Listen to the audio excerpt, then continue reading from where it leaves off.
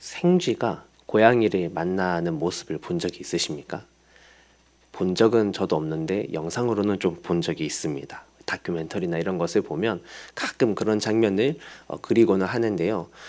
때로 용기 있는 쥐들은 고양이가 앞에 있어도 막 점프를 하기도 하고 도리어 고양이를 물기도 하면서 도망가기도 하지만 많은 경우의 쥐들은 고양이와 이렇게 눈을 딱 마주치면 마치 기절한 것처럼 갑자기 막 몸을 움직이지 못하고 어찌할 바 모르고 바들바들 떠는 그런 상태에 놓인다고 합니다. 왜냐하면 고양이가 너무나 두렵기 때문이죠.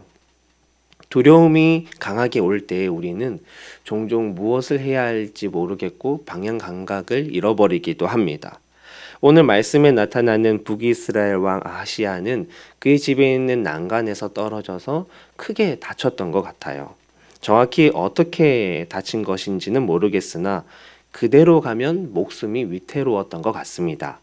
그 당시는 우리와 같이 현대의학이 없었기 때문에 어떤 병에 걸리거나 몸이 크게 다치면 매우 위험했고 사람들은 당연히 두려워할 수밖에 없었지요.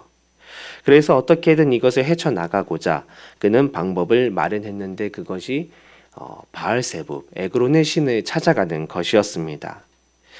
두려움이 커지면 방향을 잃고 하나님이 아닌 다른 곳에서 나의 해결책을 찾으려 하는 것. 이것은 우리가 신앙생활 하면서 너무나 쉽게 간과하고 행할 수 있는 행동이다라는 생각이 듭니다. 정말 눈 깜짝할 사이에 그렇게 할 수 있죠, 우리는. 스스로 깨닫기에 참 어렵다라는 생각도 듭니다. 두려움에 있다 보니 너무나 자연스럽게 하나님이 아닌 다른 것을 일반적인 사람들이 따라가는 것을 우리도 그대로 따라가기도 합니다. 특별히 두려울 때 우리가 다른 것을 의지한다라는 건 지금 우리 믿음의 건강을 더욱 살펴야 할 때다라는 뜻도 됩니다. 왜냐하면 다른 것을 의지하면 그만큼 사실 내 중심에 하나님의 능력을 믿지 못하고 있다라는 뜻이 될 수도 있기 때문이죠.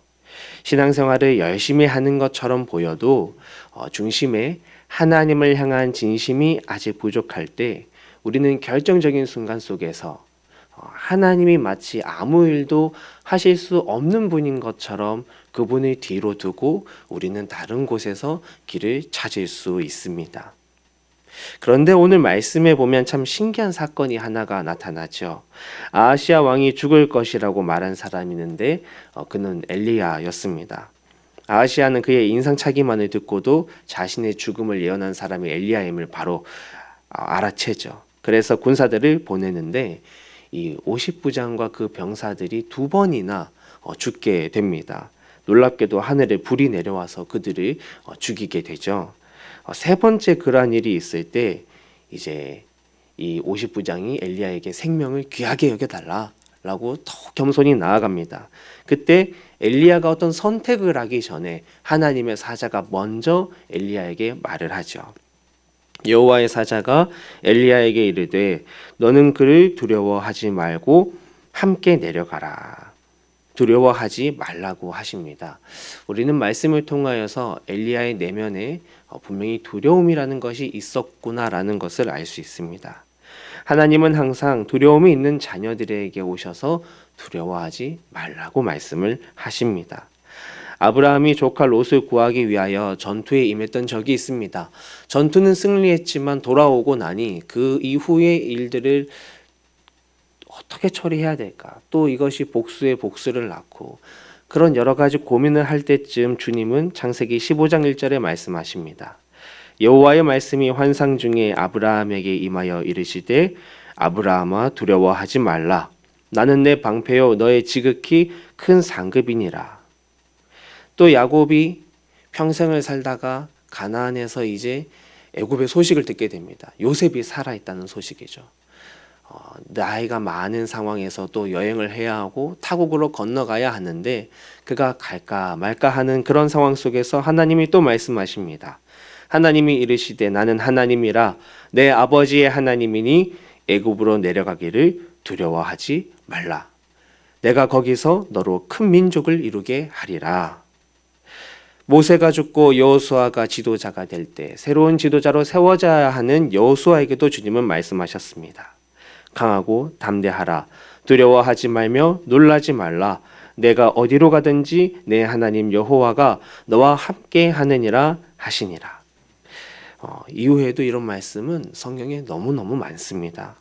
주님은 항상 두려움 속에 있는 자녀들을 찾아오셔서 그들에게 두려워하지 말라라고 하십니다. 왜냐하면 하나님이 함께 하시기 때문입니다. 오늘 말씀에서 물을 만한 하나님이 안 계심이냐라고 이렇게 말씀이 나오는데 하나님은 언제나 우리와 동행하십니다. 두려울 때 우리의 몸은 굳고 생각이 마비될 수 있습니다. 하지만 우리나라 말에 그런 말도 있지 않습니까? 호랑이 굴에 들어가도 정신만 차리면 저희는 살 수가 있다라는 것처럼 어떤 두려움 속에서도 하나님을 기억하고 의지하는 저와 여러분이 되기를 소망합니다. 두려움이 없을 수는 없겠지요. 오늘 엘리야도 그러한 사람이었습니다. 두려워하고 때로는 탈진하는 사람인걸요. 누구나 두려움에 갇힐 수 있지만 주님과 함께 그 문을 열고 나올 수 있는 저와 여러분이 되기를 소망합니다.